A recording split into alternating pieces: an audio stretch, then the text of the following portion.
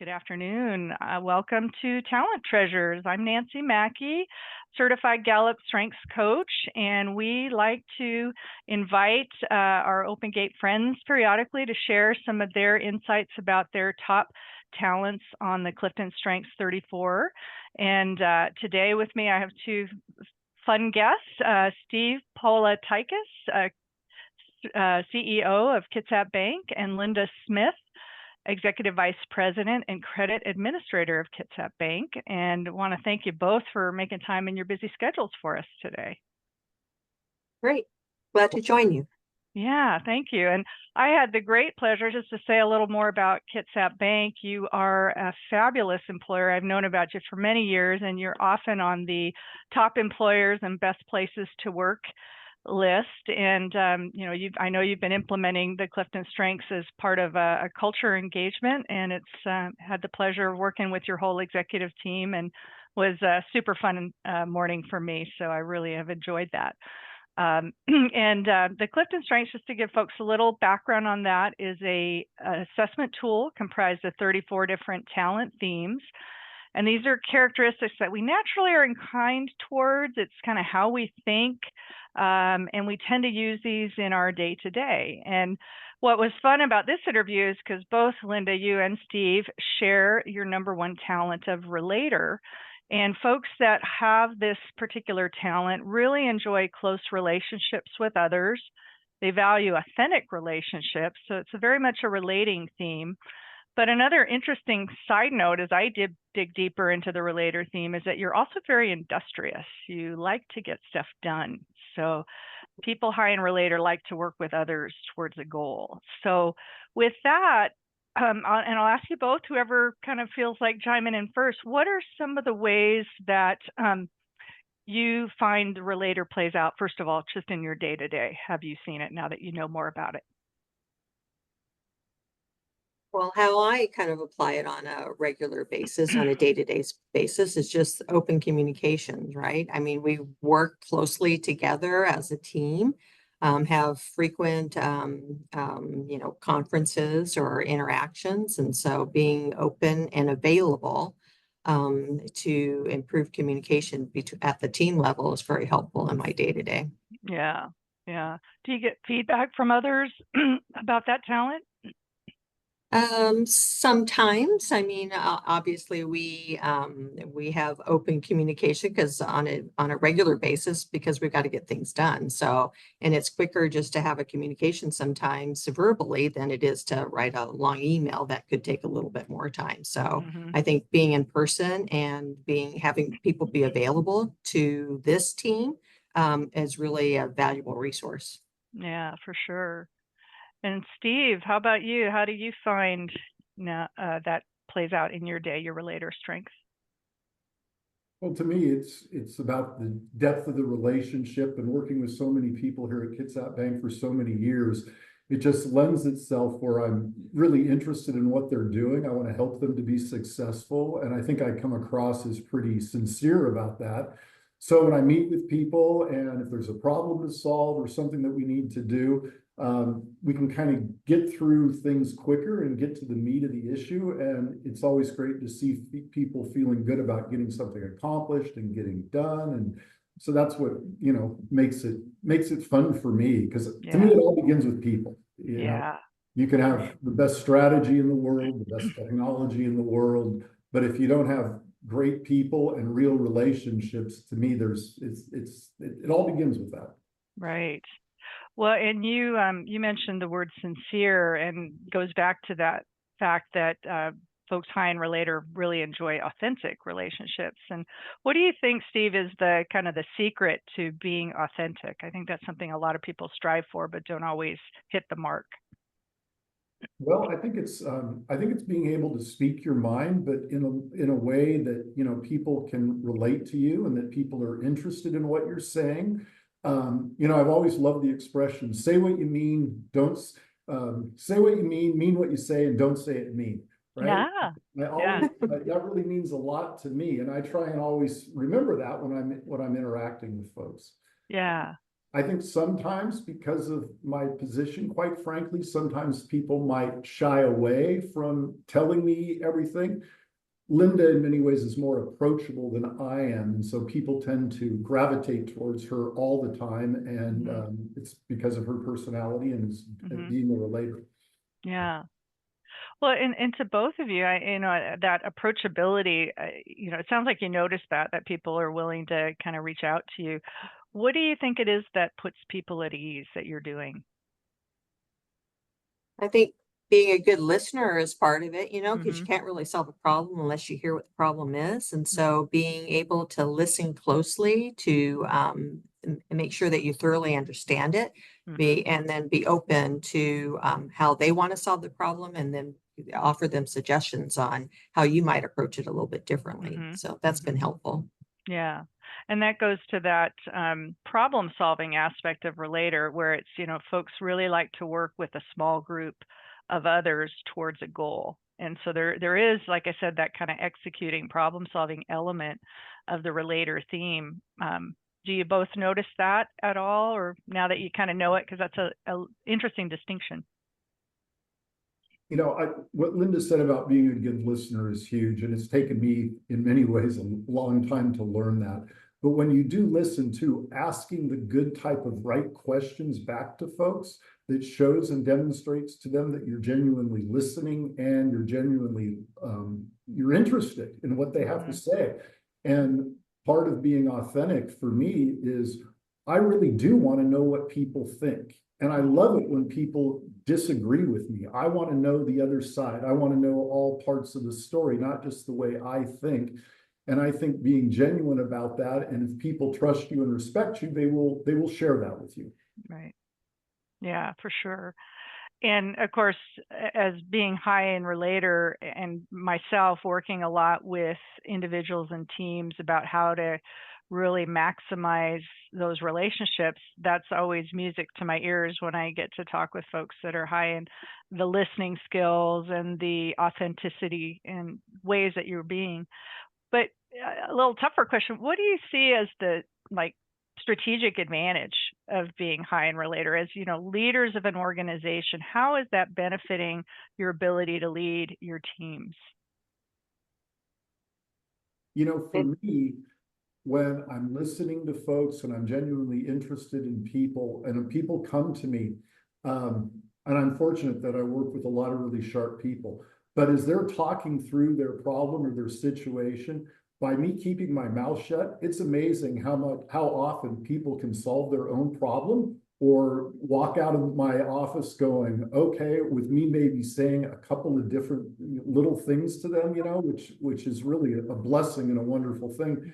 The other thing that's great about, for me, being a relator is I really enjoy empowering people and showing people that I trust them, and giving and delegating to people in a way where they're learning and growing, because that way everybody wins. I win, quite frankly, I have less work. They win, that they're growing and doing better. And the organization is getting better because those people are building their own careers. They're learning more, they're contributing more, they're gaining confidence.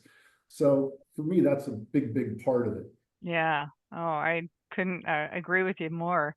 And Linda, I'm curious your answer to that question too. What do you see as the strategic advantage of being a So I senior think relator? for me, it helps because the sooner somebody can trust and come forward with a problem, because we all make mistakes, right? So the sooner that they can acknowledge that, this is a mistake, whether they made it or somebody else made it, but the sooner that they can bring it to us or to me and feel comfortable that, they're not going to be in trouble. We just got to solve a problem. And so they can trust that we take that type of an approach to it in order to get to it quickly, because the sooner you identify it, the sooner you can just, put it to bed, right? And resolve it. So it helps the bank that way. For sure, for sure. Well, and I'm curious now that the two of you, recently we talked about as a team and looked at your strengths as an executive team. And now that you learned that both of you share this number one talent, how has that kind of information changed anything for you, if at all? I mean, to me, it's validated. Linda and I, I've had the pleasure in working with Linda now for what, 22 plus years. So to me, it kind of validates what we already kind of know about one another. And what's great about our one-on-one interactions is I can always be my real self with Linda. I don't have to put up any airs, any guards. She knows how I am, and she gets what she gets. And I'm fortunate that she's very accepting of that. So we can have great discussions that lead into great debates, even argumentative. I think at times as some people hurt us from the outside, they'd be going, oh my goodness, what's going on in there? But we always walk away kind of approaching things a lot of ways from two different angles, if you will, but coming quite often to the same conclusion, but through that coming quite often with a better solution with both of us putting our heads together. So I really appreciate that and respect that. And then at the end of the day, I feel we're always still friends. Yeah, I love that. Yeah. And Linda, do you have a Long-time take on that? relationships. For sure. Did that extra realization for you have any impact as well? I'm sorry. So as far as just so the fact that you learned that both of you now are number one, share that talent, does that information? I think I was a little bit surprised that would be both our number one talent, or Yeah. trait. So, but when I think back on it, everything that Steve just said, we kind of approach things differently. But if you listen closely and have respect for different points of view, you usually come to the same conclusion, right? Because it's the right decision. So, Right. yeah. Right. Well, and again, speaks to even though you share this talent theme, which is the construct we're all trying to, understand, and gives us some language for how to talk about our similarities and our differences, you're still two very distinct people, right? Your talent profiles are still not exactly the same. I was writing down, Steve, your top 5, and Linda, your top 5. I mean, your next one is context, Steve, which is, the history, and Linda, your number 2 is ideation. You love, so right there, your DNA talent, you already have some differences. So which makes it just, even though it's the same, you express it differently, and yeah, it plays out differently. So, well, and it goes to the type of conversations Linda and I have, because from a context standpoint, I always like to know, okay, how did we get here? What brought us to this point? Where Linda's already a step ahead of me, and she's kind of going on here's how we can do it. And I got to go, okay, wait, back up. I got to have this. Then we go together. Yeah. Yeah. And then you can talk about that and appreciate. I think somebody on your team said something like it.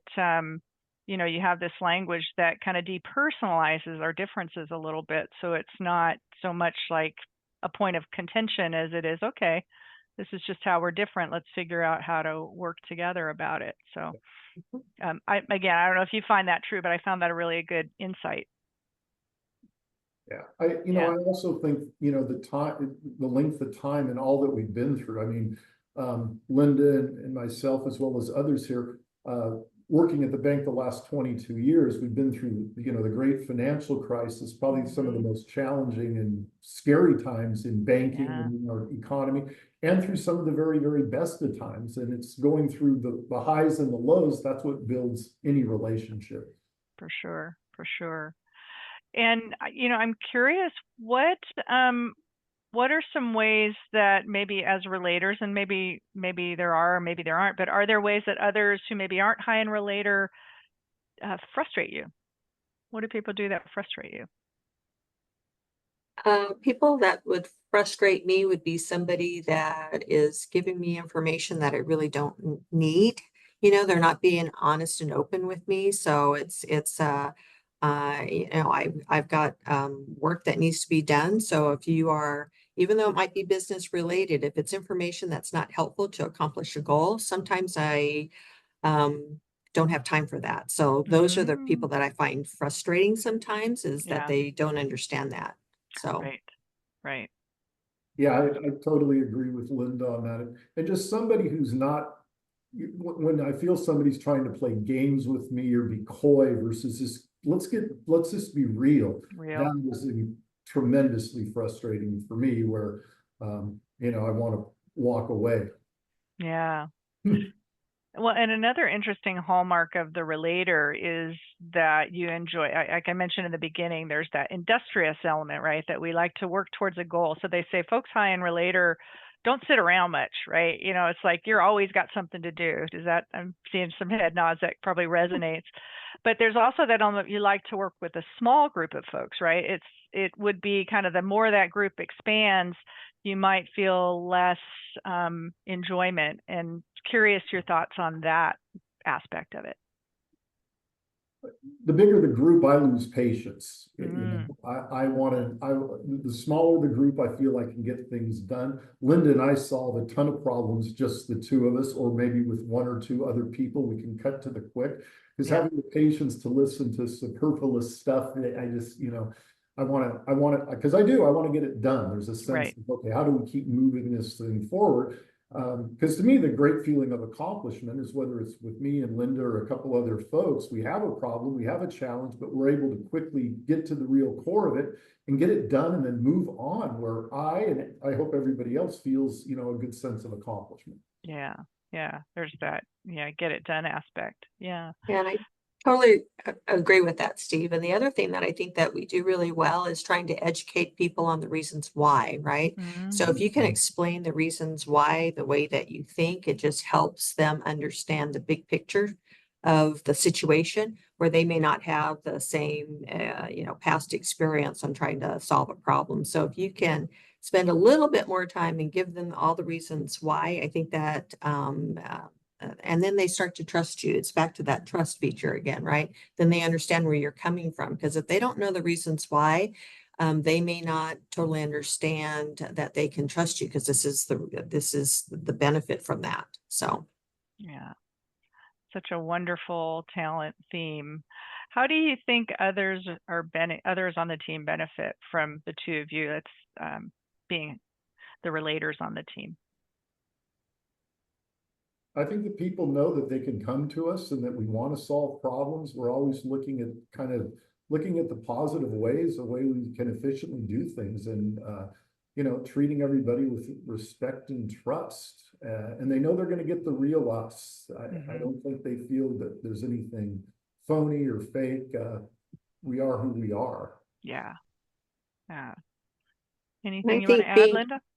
and being a banker, right? We are in constant change, I'm going to call it. It could be environmental, the economy. It could be compliance issues from regulatory side. There's just a number of things that come into play on a regular basis, and trying to process, different ways to approach different problems is very helpful sometimes. So. Yeah, for sure. That's so right on. And you know, part of the cornerstones of being a good banker is confidentiality, right? I mean, next to somebody's medical records, there's nothing more important than their financial information. So part of being a good banker, whether you're talking to another employee or to a customer, is always keeping that top of mind. And by doing that, I joke with family and stuff when people confide in me that it's forgotten, because as a good banker, I do need to forget that, because I don't want to ever repeat it again, right? Only back to that customer or back to an employee that really has a need to know. And that in of itself, I think, garners respect and trust. For sure. For sure. So many great outcomes from the relator theme. And you know, we talk about just building those talents into bona fide strengths, which I think both of you and your, many years together, you've had a lot of opportunities to hone that talent into, sounds like a great strength. I mean, I can just hear it as the two of you effortlessly kind of go between each other on these questions. But, part of the reason for these videos too is to offer up, learning for other folks that share this talent theme. So as we think about wrapping up, I'd be curious your thoughts, if you have any words of encouragement for the other relators out there in the world who, want to embrace this wonderful talent. Well, I think as I took the whole Clifton Larson's, it kind of is what it is, right, Nancy? Right. I mean, that's Exactly. kind of how we are as a relator. So exactly, it made total sense to me, and it just gave me that much more insurance to kind of keep doing what I'm doing. And when I look at all the traits, reading about a relator, knowing the traits I have, working with somebody who has great traits as a relator, putting all those together to just be more deliberate in how I practice them with people. And some of these things we've talked about, being a good listener, being your authentic self, asking the right questions, empowering people. I think about those every day, and it's easy because it's just how I am. Mm-hmm. Wonderful. I found it really fascinating just reading, after you gave us what our traits were and then reading just the number one, just going through and all the things that were just spot on. Oh yeah, that's me. Oh yes, this is me, all these traits. And so in my personal life, right, and my longtime friends, I mean, it would just really resonated. And now I've got longtime colleagues at work. I mean, it just just reinforced that, just what Steve said, is that once you get to understand who you are, it's a lot easier to continue to do what makes you successful. Yes. So. Oh, well said, both of you. And that's so much what I have found with this instrument is that, once you just have that awareness and then you're able to dig deeper, it just becomes more a part of who you are and then becomes a bona fide strength. And which is what's so great about, again, what you're doing at Kitsap Bank as far as sharing this with your entire organization and really building a culture around that. I think it's just fabulous that you're really making that a priority, and again, why it speaks so well of your culture. So thank you both for taking the time. I'll go ahead and wrap us up, and you brought some great insights, and I learned a lot. So have a great rest of the day. Thank you. Thank you, Thank you, Nancy. Nancy. Okay. Okay.